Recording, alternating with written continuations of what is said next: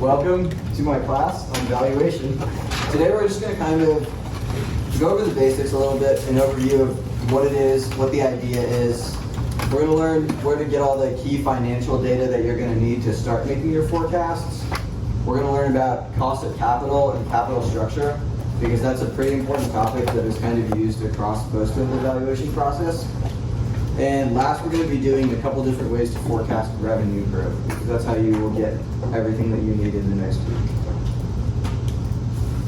So to kind of start, when you think about valuation, you have all of your current financial statements, and that's backwards looking. Anyone can look at those and see, well, the book value of the company is this, and this is how they've been doing. But what we're interested in is how are they going to do in the future, and how do we account for that in the value of a stock or even like the company's bonds, but we're going to be focusing on stocks for this.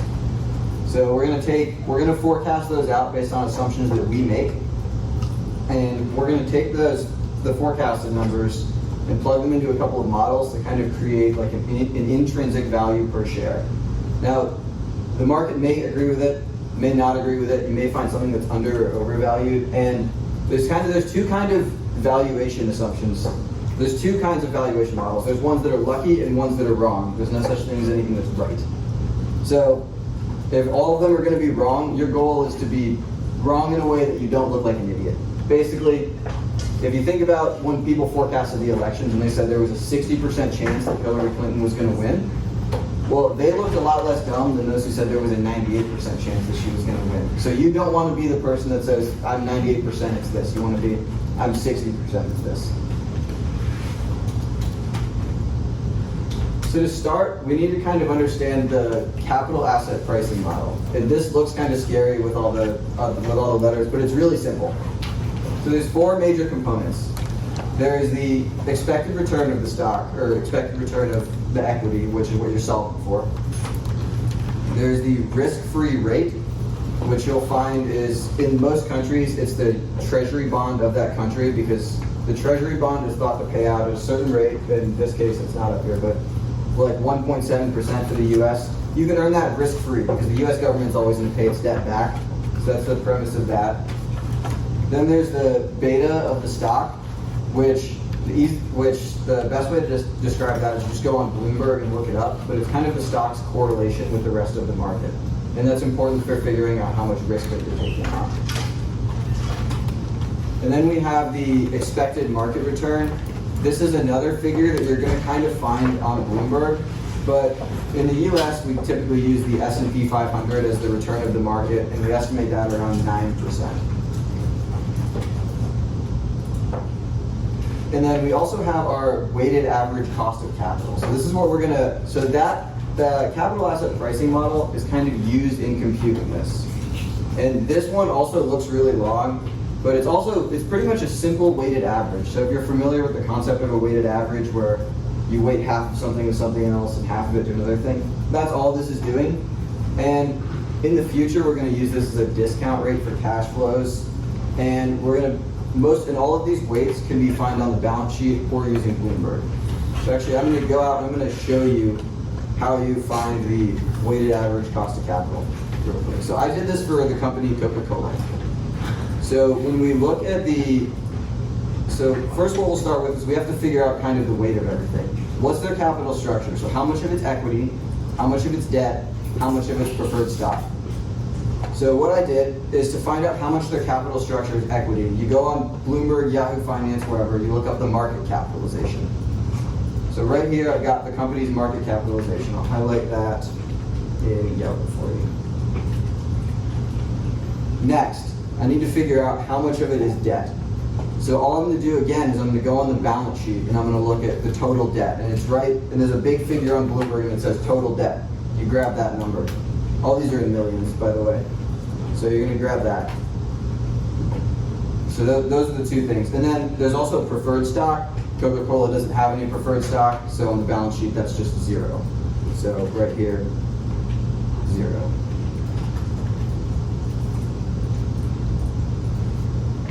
Now what I did is I figured out kind of the total percent of it that was equity and the total percent of it that was debt. And to do that, all you do is you'll add up equity and debt,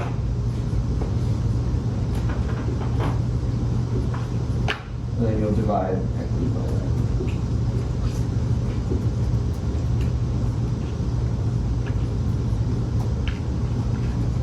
So that's how, yeah. And when you say what percent of it, you're talking about the market cap? Yes, so equity in this case is market cap.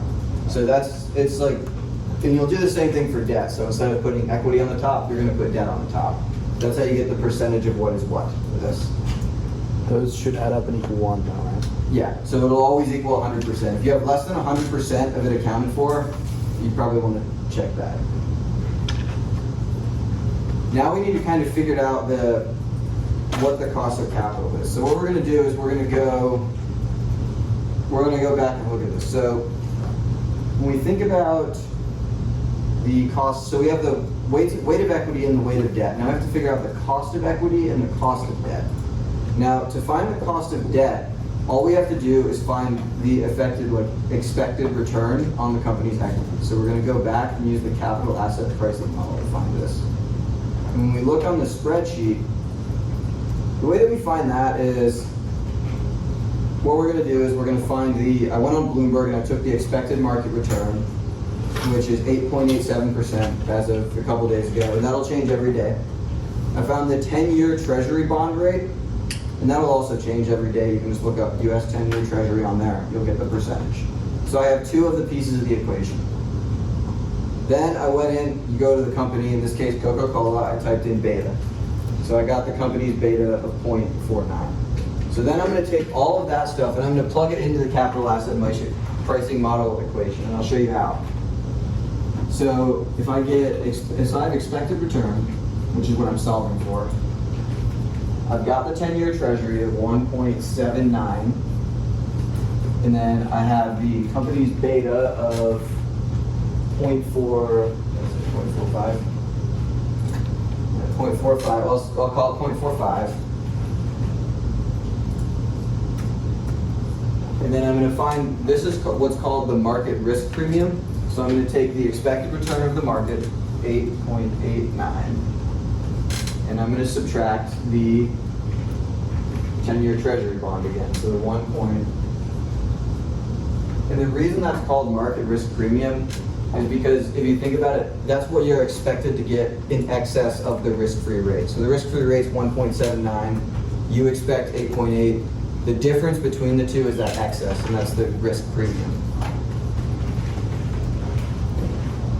So now that I got that, what I'm going to do is I'm going to go ahead, I'm just going to solve this simple algebra, and I'm going to end up at the cost of equity of 4.99%. So now that I have the cost and the weight of equity, if the cost of it's 4.99% and the weight is 0.83%, we'll go ahead and start filling out the equation. So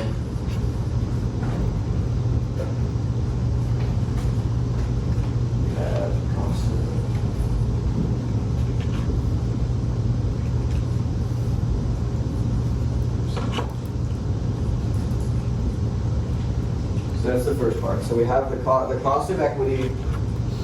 Hey, What is that? can you show the 4.99. WACC formula again? The WACC formula? Yeah. Should do it again.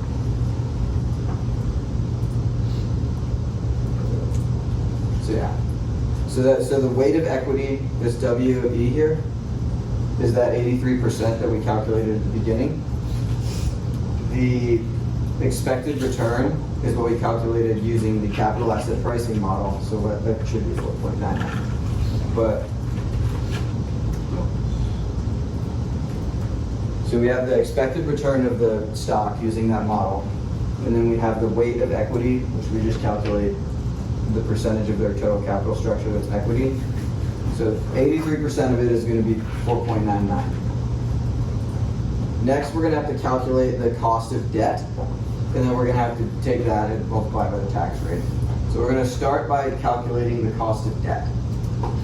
So the way that the cost of debt is found is what you'll do is you have to go on Bloomberg for this, and you're going to look at, they'll have two kinds of debt. There's short-term debt and there's long-term debts.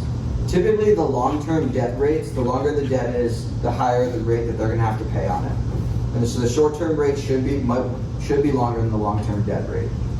So I made a quick simple table here where I went on their balance sheet and took the line item that's called short-term debt, you start with that. And then you're gonna get the item that's long-term debt. You're gonna put that with it too.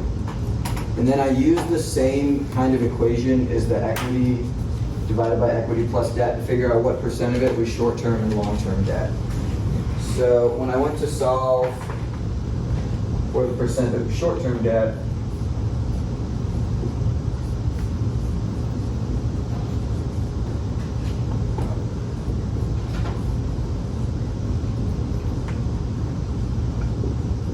that's all that I did. I took the total short-term debt and divided it by the short-term plus the long-term debt.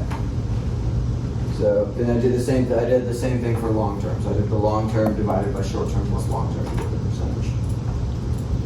So what I then did is I took the short-term debt rate that I got from Bloomberg and the long-term debt rate that I got from Bloomberg, and I kind of created a weighted average from those. So what I did is I took the 1.61% on the short-term debt, and I multiplied it by the 26% of debt that was short-term, and the 1.79% that was long-term, and I multiplied that by the rest of it. And that's how I ended up with the total cost of debt at 1.74%. And I'm gonna share this spreadsheet with everyone too, so if you wanna go ahead and like look through it a little more, and if you have any questions, you can let me know too.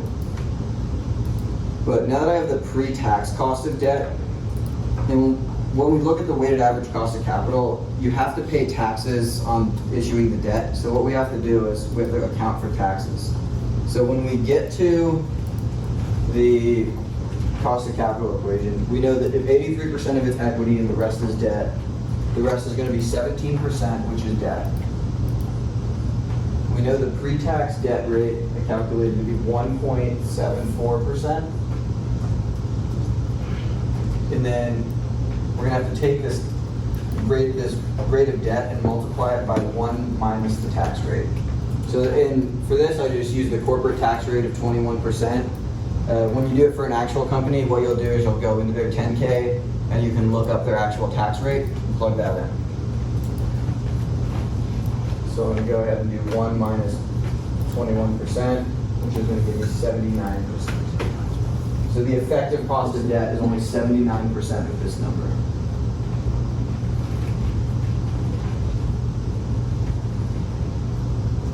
So when we look back at the whole spreadsheet, what I did is I took the pre-tax cost of debt and multiplied it by the tax rate to get their after-tax cost of debt of 1.71%. So then to finish getting the weighted average, I'm going to take the cost of equity times 83% plus the 17% times the after-tax cost of debt of 1.71.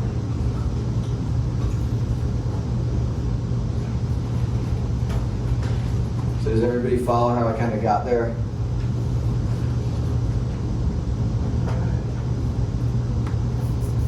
Pretty good. And then that's going to give them a cost of capital at 4.48% when you go ahead and multiply that out and add the two together. And most companies that you are valuing for the most part won't have preferred stock, so this is going to be pretty much the calculation. Wait, oh, okay. Yeah. That's the other one. And then if there's preferred stock, what you'll do is it's issued at a certain, if it has an effective rate that it pays dividends at, that effective rate or percentage is what you're going to use for the cost of it. So what you'll do is when you see it on the balance sheets, you can either Google like the company's preferred stock, or if you're on Bloomberg, you can just click it, and it'll show you the rate that it's issued at. So that's the rate that you'll use for that.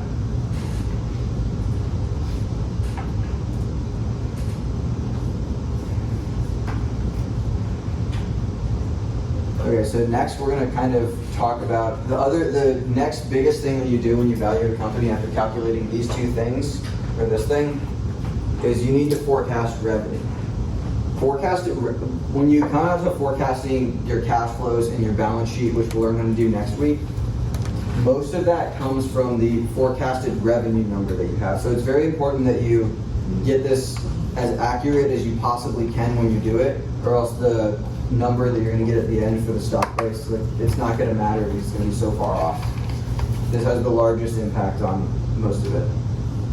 So for the first year estimate, we usually don't actually we don't try to get smarter than the company here. We just go to the investor presentation, and the management knows best what they're going to do next year. Sometimes they'll tell you what they're going to do 2 years out. That's great. You can use that as your estimate too.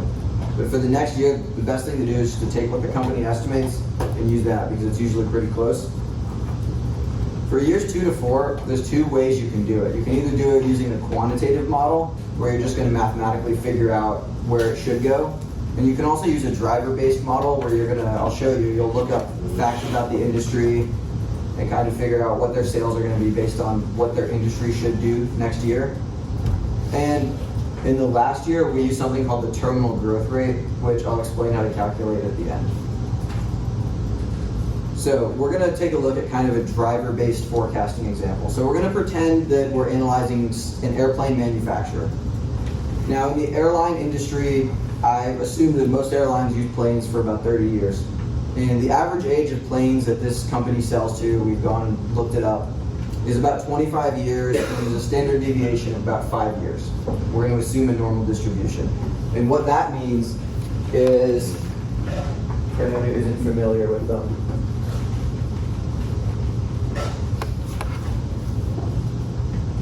you have a kind of a perfect bell curve of planes. 25 years is in the middle, and 5 years is kind of the standard deviation. And so all of this are planes that are younger than 30 years, and this, about 16% of the distribution, are planes older than 30 years. So that's kind of what that means. So most planes are below 1 standard deviation outside the mean, so most planes are up there, or down there. So we'll assume that the company sells to airlines that have about 100 planes. They're a small airline manufacturer, and the plane sells for about $75 million. So what we're going to do is we're going to say, based on that, 16% of planes have to be replaced. So 16% of 100 planes, they got to replace 16 planes, which means that the company would need to sell 16 times $75 million. So they'd have to do about $1.2 billion in sales based on how many planes the industry said they should sell next year. So the effective growth rate, about 20%. So because they sold $1 billion in planes last year. When you do this for actual companies, it's easiest to do this for things like industrials, airplane manufacturers, auto manufacturers. It's pretty easy to find data on how often people replace their cars, how many cars are out there, how many SUVs do we expect to sell, what's the average selling price, what market do they target, is the auto market expected to grow or shrink in whatever country I'm targeting. All of that information is out there. It's in the company statements. You can find it on Bloomberg. I know I said you can find everything on Bloomberg, but you really can. There'll be economic reports that also have that kind of stuff too. And it's been some industries, like the auto industry, I know that a whole bunch of auto groups will get together and they'll publish huge reports that are like 400 pages every year with expected car sales, selling prices, who buys what. So you can use that. The industry isn't practical for, like if you tried to do this for Netflix, I mean, forget it. You're not going to be able to figure out based on how many smartphone sales people are subscribing to Netflix. So this really works best for industries where it's kind of big ticket items that age easily and pretty predictable when people replace them. Now we're going to talk about a couple of good quantitative ways that you can figure it out. Like for tech companies, or if you want to do financials, these are kind of the best ways to do it. We can do it using regression, or a tool called exponential smoothing. And they sound scary, but they're actually super simple to do. The equations, like, they aren't hard. You can plug most of these actually right into Excel. You can just equals and then get what you want. Or if you know a little bit of R, you can write like 2 lines of code and have it do it for you. So we'll kind of start with regression.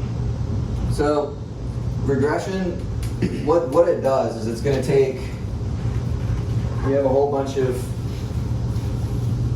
we have sales. So we have sales, let's say year over year, sales are kind of going like that. So we'll do year 1, year 2, and we want to figure out what year 3 is going to be. The easiest way to figure out where year 3 is going to be is we'll plot the sales here, we'll say like the trend line is there. So we got year 1 sales, year 2 sales, they're kind of there. There's effectively a trend line. It'll kind of cut through all the different points of sales. All regression does is it figures out where all the sales are trending and kind of where the next data point should be based on the line that fits through all of them. That's all it does. And so regular linear regression, it works great for companies that are in like consumer staples, that don't really, or sometimes even healthcare, they don't grow a lot and it's not going to really change very much because linear regression isn't good for predicting kind of the middle of a company's growth cycle. The way most companies grow is it kind of looks like this. Yeah, like they start out really small and then they grow and then they kind of fall off, and then as they get older, their growth moves like this. So over the lifespan of a company, you'll see, we saw, a few years ago, all the tech companies, revenue goes, and then the growth starts to slow down.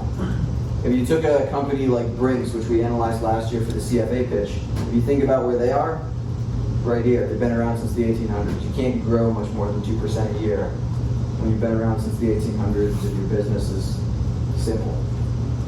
So this is kind of what linear regression is great for. They're not growing much. Their growth isn't totally falling off. It's maybe a few percent a year, and you can predict it with relative ease. When you think about exponential regression, the kind of thing that in exponential regression, you will create a graph if you're going down that looks like this.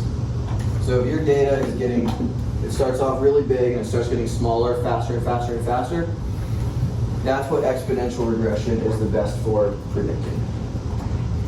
Now, if you want to do either of these in Excel, this probably isn't the best time for me to teach you that because it isn't going to take a minute, but you can watch like a 5-minute YouTube video on how to plug everything you need into Excel, or if you're so inclined, you can do exponential regression in R, and that is a quick Google search. It's going to be like 2 lines of code, and it'll work great. But the exponential regression, it's probably either the best for predicting a company that's somewhere here, so on this part of it, or on the part where it's starting to decline more quickly. So anywhere here or here. Down here, you really shouldn't need exponential regression just because it's not growing or moving at an exponential rate anymore.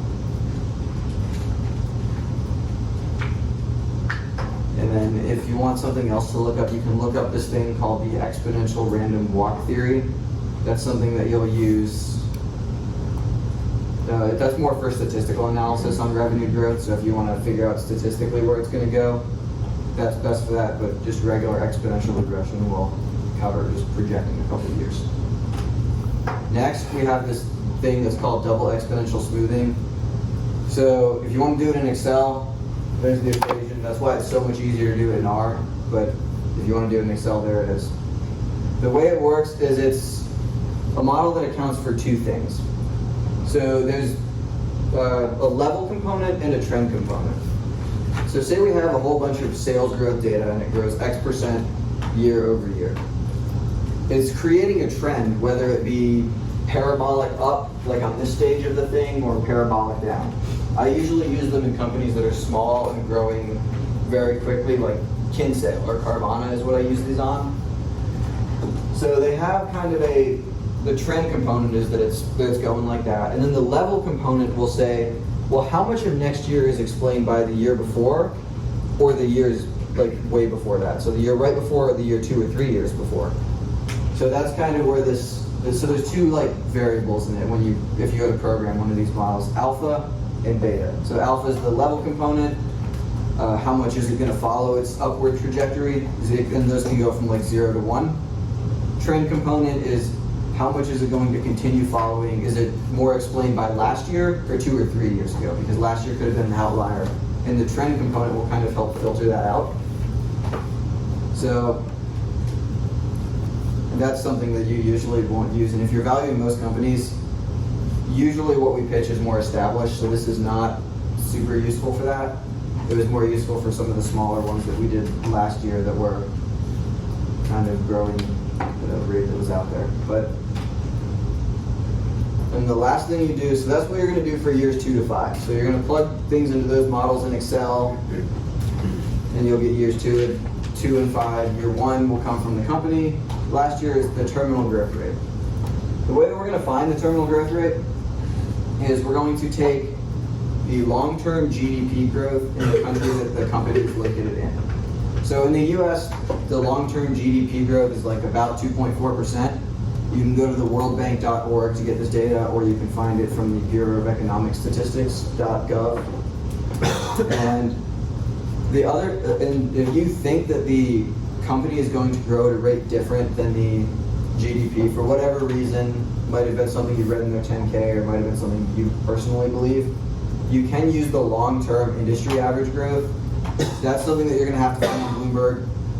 You'll go to like the industrials and you'll find like the average industrial company's growth every year for like the past 20 years, average that, and that's kind of your terminal growth rate.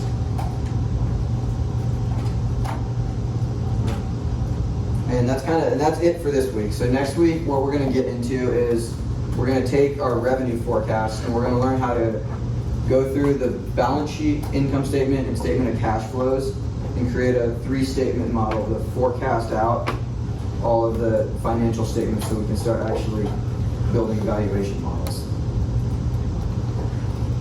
So any questions?